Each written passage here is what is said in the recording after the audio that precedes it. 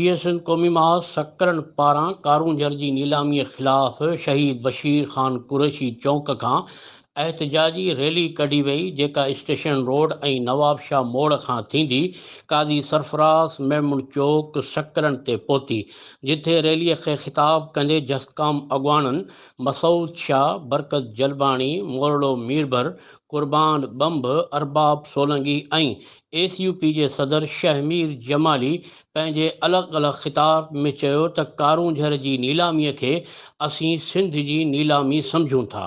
कारूंझर सिंध जो फितरी हुस्न आहे ऐं हज़ारे सदियुनि जी तारीख़ रखे थो। हिननि चयो त जसकम कारूंझर जी कटाई थियण कंहिं बि सूरत में न ॾींदी। हिननि इहो बि चयो त असीं सम्झूं था त सिंध हुकूमत पंहिंजे ज़ाती मुफ़ादनि लाइ कारूंझर समेत सिंध जूं ज़मीनूं ऐं वसीला विकिणी रही आहे, जिन ख़िलाफ़ जसकम तरफ़ां भरपूर मज़ामत जारी आहे ऐं जेकॾहिं इहे हथ कंडा न रोकिया विया त लाॻीती जिदोजहद करे सिंध ख़िलाफ़ साज़िशुनि खे नाकाम बणायो वेंदो। रैलीअ में जसकम कारकुननि खां सवाइ 100 माण्हू पिणु शामिल हुआ। काज़ी जावेद सनाई, इबरत न्यूज़ सकरन।